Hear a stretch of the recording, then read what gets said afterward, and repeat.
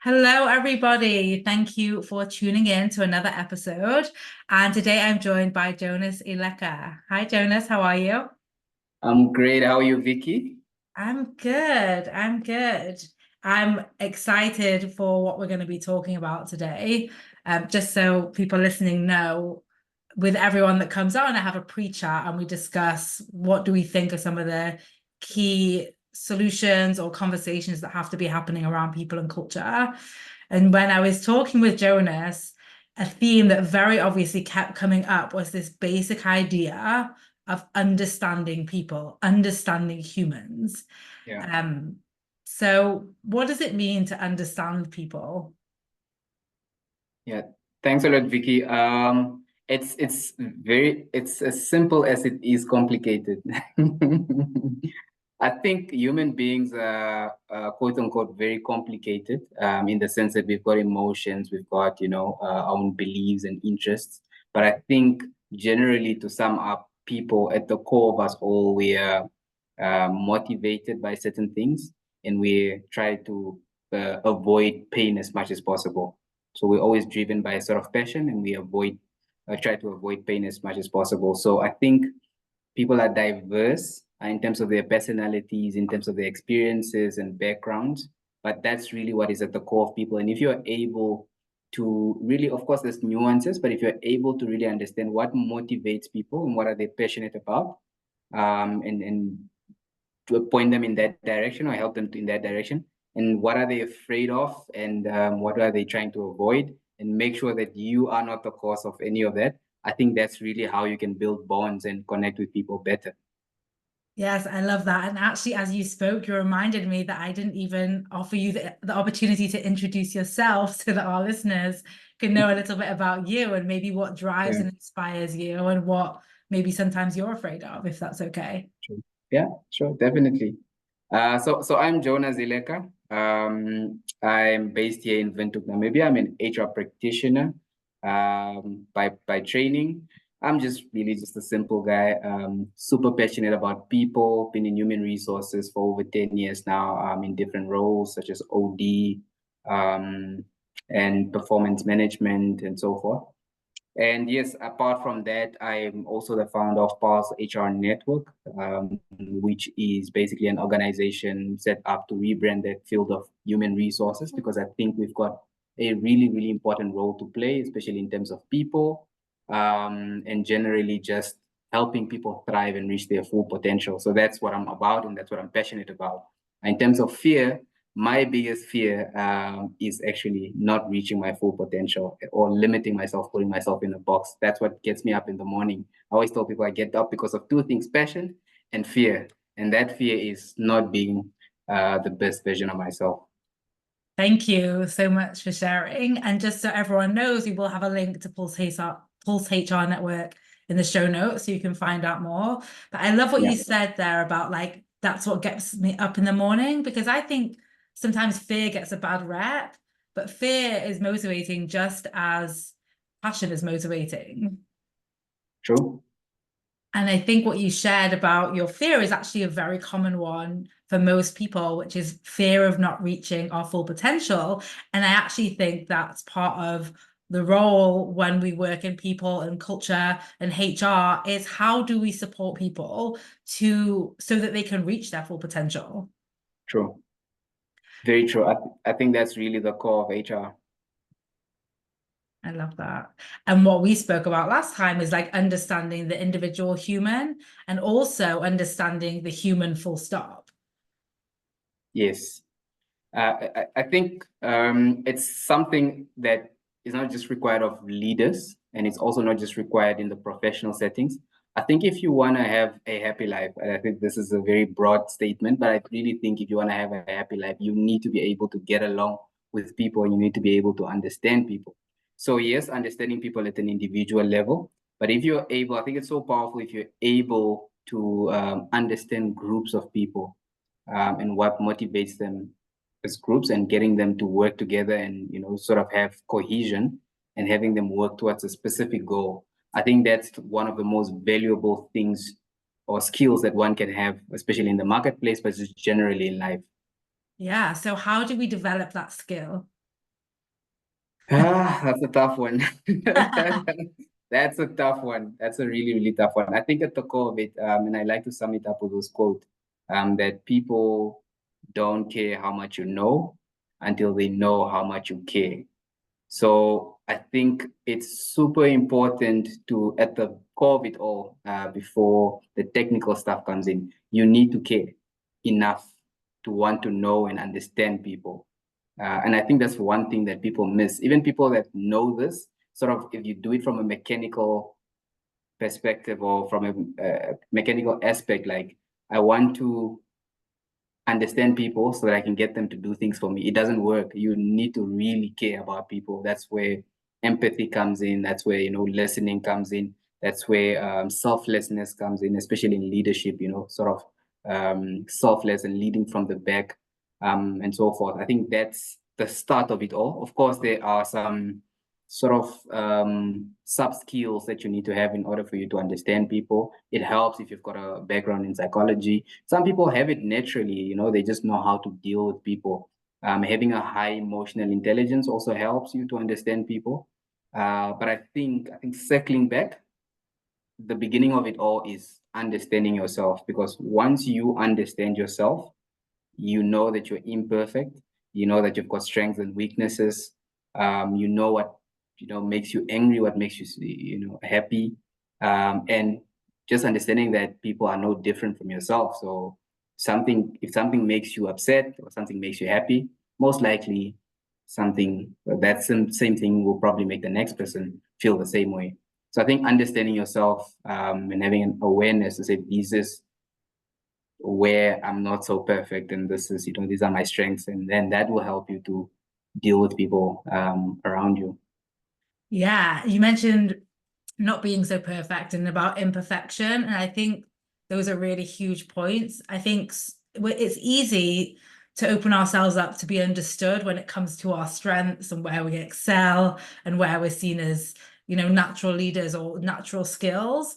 But what are we missing when we don't have the information around where we don't excel, where there is room for improvement, or sometimes not room for improvement, and actually like there's someone with the different skills that we want to, partner with or collaborate with or whatever it might be. And I think one of the issues that we have, because you said about understanding ourselves to understand others, is so often when we are identifying or seeing the parts of ourselves that are quote unquote imperfect, we go into criticism instead of what you mentioned, like empathy, compassion, Yeah. understanding, acceptance.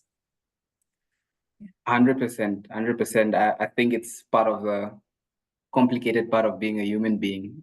Certain things, it's the same as how we're comfortable, or why we'd rather blame everything on everyone else besides ourselves. I don't know, it's just maybe human nature, but it's that self-awareness really, really, really helps. I would say it's one of my biggest strengths, because as much as I'm imperfect, the self-awareness always brings me back. If I do something to you, Vicky, it probably won't take me more than an hour to reflect and think about how that might have made you feel, and because I would think, if Vicky did the same thing, how would that make me feel?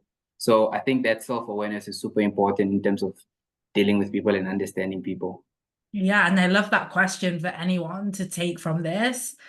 Before maybe you're having a difficult conversation or partnering with someone or relating something, is just asking that simple question of how might this make someone feel? And that is like an empathy creator, that question. So, and just out of curiosity, because you spoke about this being like a natural skill, do you think that this is a natural skill that you have or a skill that you developed or both? I think it's one of those nature versus nurture, right?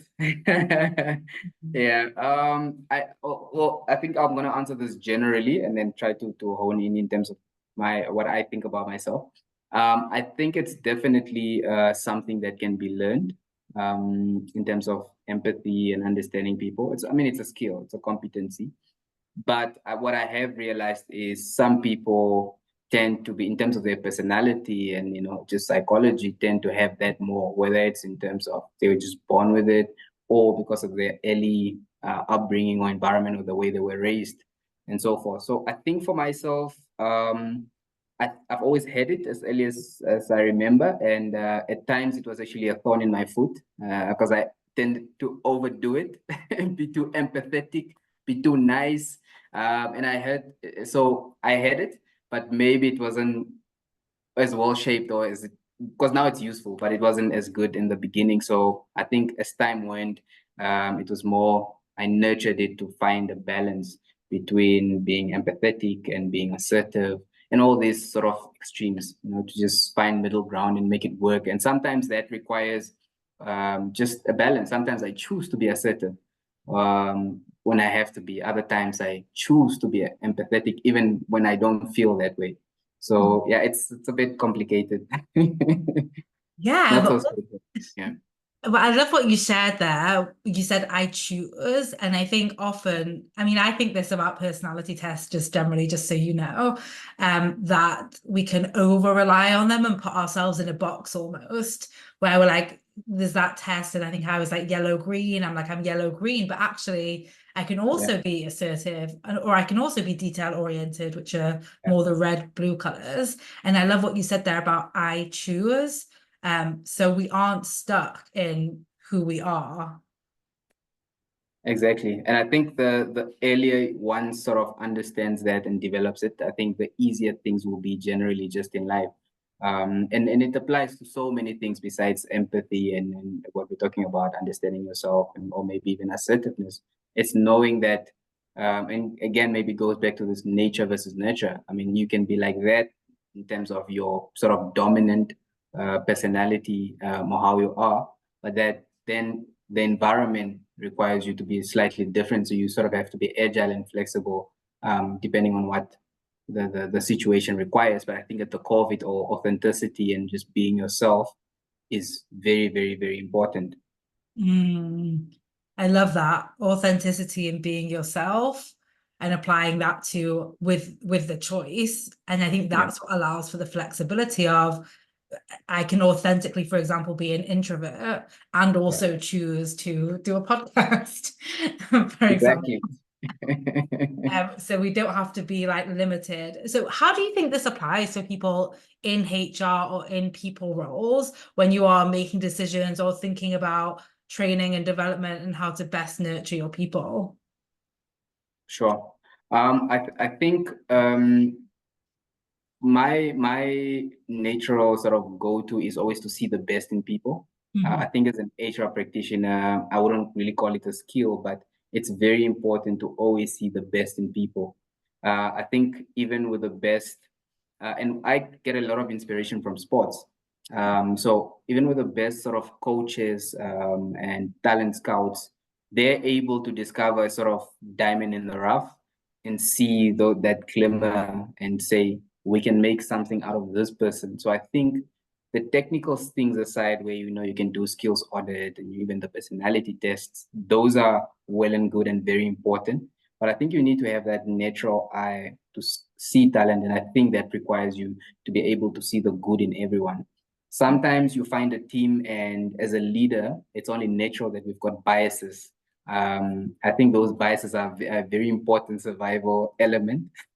But in the professional world and in the real world, where we're not trying to survive, we're not in the jungle, they can be problematic. What I've seen a lot is that leaders tend to have a bias towards certain people that maybe are good performers technically, or they're just a joy to work with. So they lean towards those people. And if someone's not performing or someone has a personality trait that's not so desirable, then they just tend to just sideline them or totally ignore them. I've realized that that is very important. And so when I come into organization, my bias now is actually towards those that aren't doing so well, and trying to help them and see, okay, maybe you're not in the position, or maybe you're not doing what you're really good at.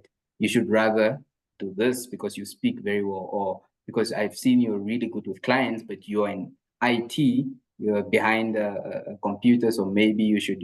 So I think in HR, especially, and that's the value that HR people can give to companies. If you're able to see the best in people, see what they're really good at, and even if you can't change them into a different position, if you're able to say leverage on the skill to be better at what you are doing without moving it, I think that is yeah, that's worth millions.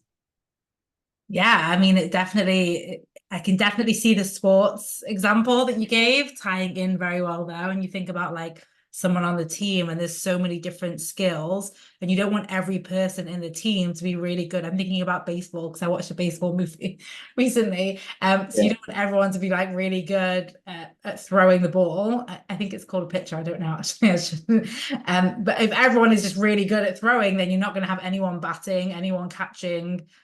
And I love what you shared about the role of a HR or people person to be coming in and kind of looking at that bigger picture, and supporting managers in that way, even to say, okay, maybe this person isn't thriving here. What can we test?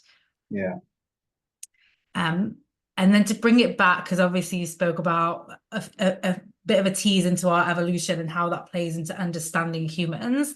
And at the yeah. very beginning, you spoke about being motivated by passions and fears. And just thinking about, I think we spoke about, did we speak about the motivational triad? No, no, we didn't really touch on it. Yeah. Okay. So a theory about Mm. what motivates us, because we're speaking about understanding humans, is we're motivated to avoid pain, exactly as you said, to seek Yes. pleasure, and also Really. to minimize our actions, basically to keep doing what we've always been doing so that we can conserve energy, because that's how we survived in the wild. And I think applying Interesting. is right. So when we know that, Yeah. and we see that, and we know that every single person on our team or in our organization is operating from that basic level, like what does understanding that, or understanding how our evolution plays into how we show up at work, like how can we use that? Yeah, I think it's extremely important, and a lot of the times, especially in like we're talking about the work context, right? Yeah. For a very, very long time, in my view, the work relationship has been very transactional. I pay you a salary and give you benefits. So do the work. I don't sort of care what it takes. I just want the work done because I give you what we signed up for. But I think the companies that tend to do really well, I mean, you look at Google, and a few others, especially like Apple, they really prioritize human resources. They prioritize talent and just generally their people. For example, Google had this concept of total institution, where it's essentially, it sounds very extreme, but essentially they made the workplace so desirable that people chose to live at work. So I think that comes from an aspect, and they really understand human psychology in terms of what you've explained in terms of seeking out pleasure and avoiding pain. So I think if you're able to do that as an employer, as an organization, you're really going to have a lot of success because you're going to have happy people. And of course, the research shows that happy and healthy people are more productive, they are more innovative, they're less likely to leave, and they're more likely to be your ambassadors, so you can get more of those similar type of profiles. And as we all know, the main aim of a business is obviously to make more money and to take up as much of the market.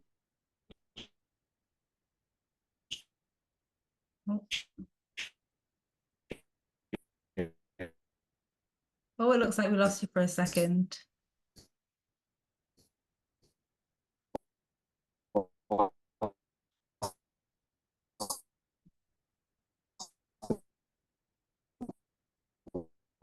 So in terms of commercial, it's I've got sorry, you. Vicky, are you there? All Yes, right, I'm there. I realize I'm hotspotting. We're able to cut some parts out, right? No, but it's okay. We'll be au natural, human to human. This is part of Okay. what we spoke about imperfection. I feel Okay. like it's important to be that example as well.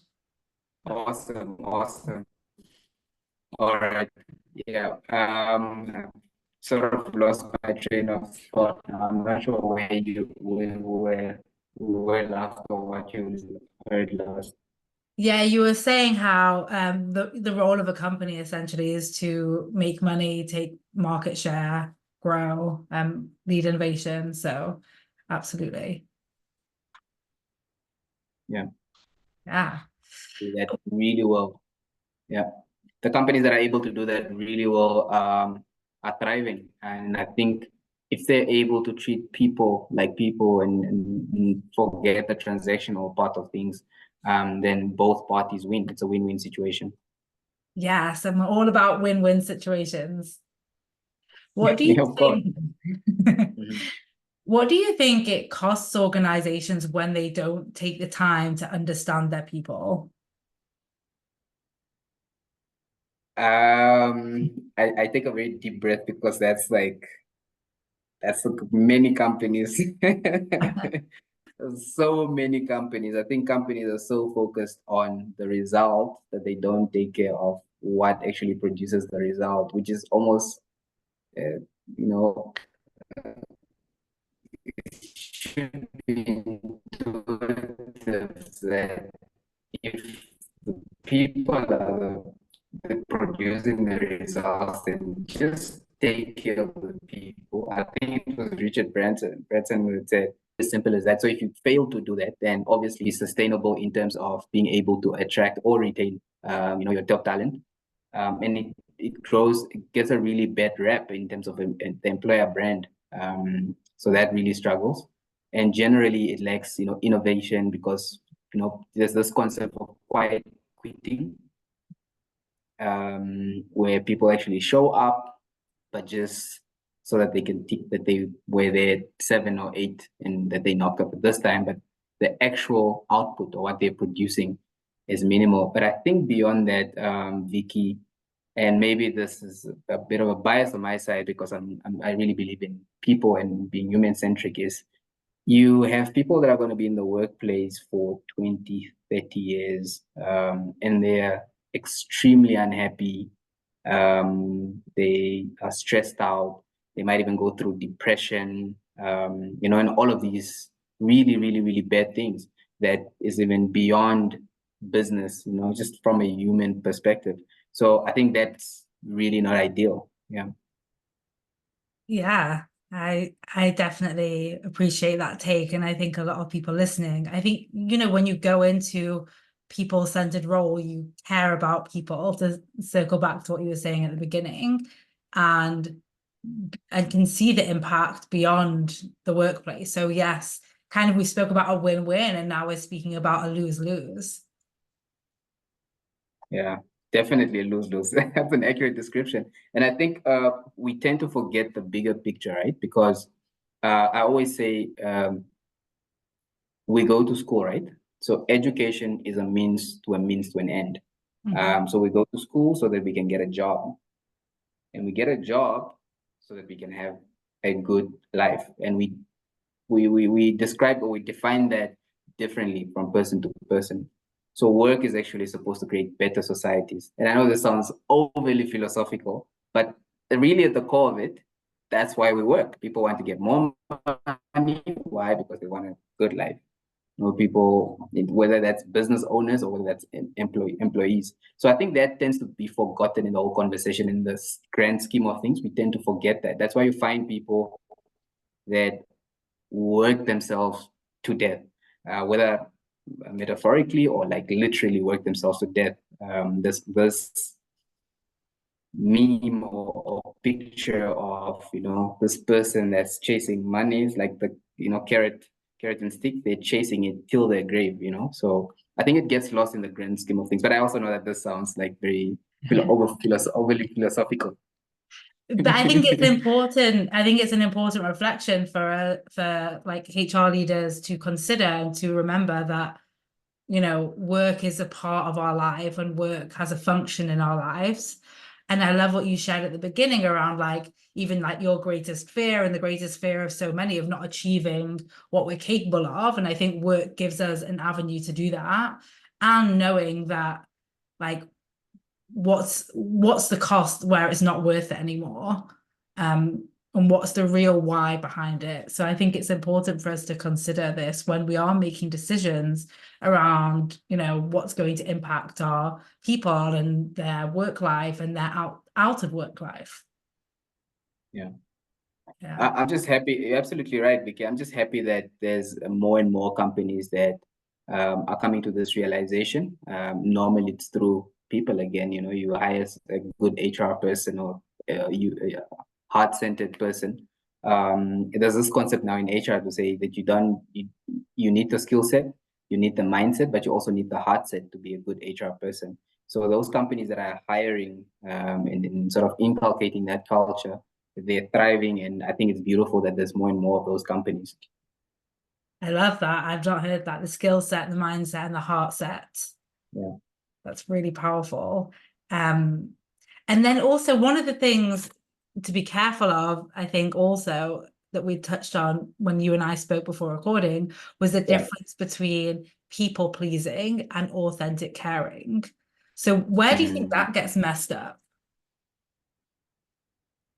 It's a tough one. It's really, really tough one.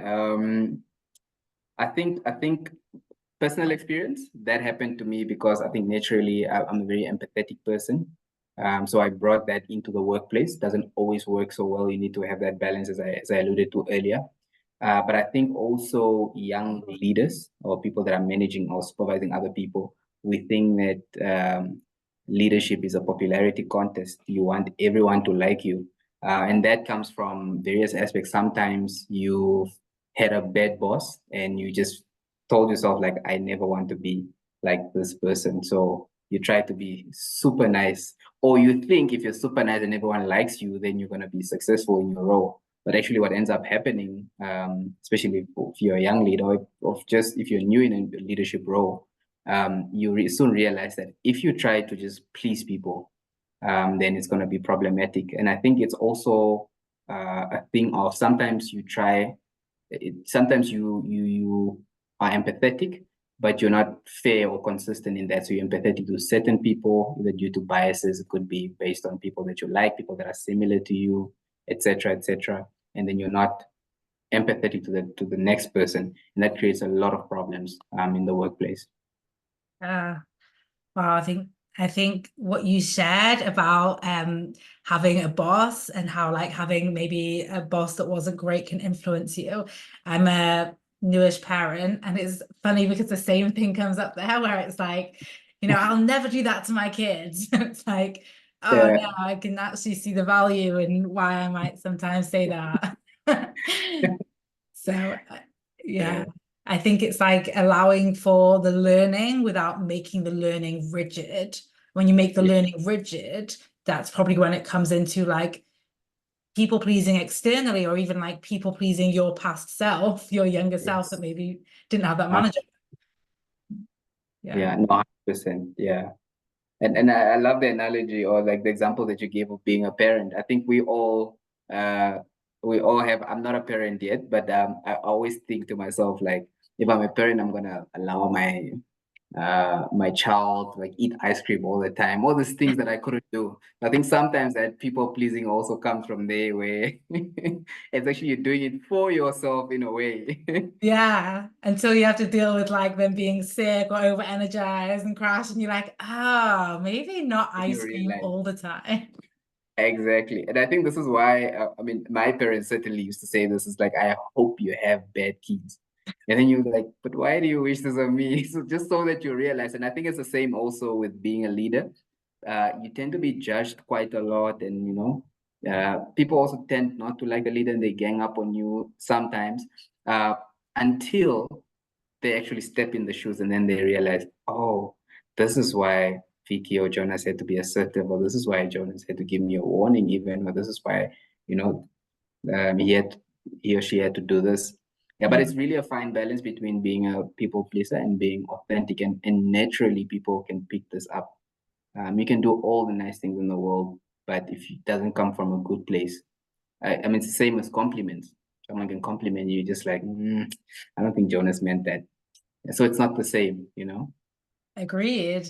And I think Um, this all comes back really nicely to what we've spoken about all of today, which is like to understand people, you have to understand yourself and understand that your understanding of people will evolve as your career evolves, as your experience evolves, as your exposure to different people evolves, and if you have a bad kid.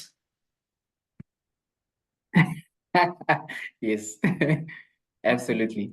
Amazing. Uh, So, as we close up, is there anything that you really want to leave people with to make sure they take from today? as well as obviously we'll link to the Pulse HR network in the show notes. Sure. I think just to thank you really for the platform and for this really wonderful conversation. I think it's so important. We live in opposite parts of the world, but I think one thing that connects us is that we're all people and that we can be different in so many ways. But I think at the core of it all, we're all the same. And I think that's really the message that I would love to leave anyone that watches this, whether it's next week or 5 years from now. Is that at the end of the day, we all people. We all have fears, we all have passions and things that we want out of life. And at the end of the day, we all just want a happy and good life. So when we do encounter each other, I think it's just important to be a good human being. I love that. So simple. Just be a good human being. I love that. Thank you, Jonas, for coming on and sharing your experience, your expertise, your knowledge, and giving everyone listening lots to think about and hopefully lots to be able to simplify. Thank you, everyone, for listening, and we'll see you next time. Bye.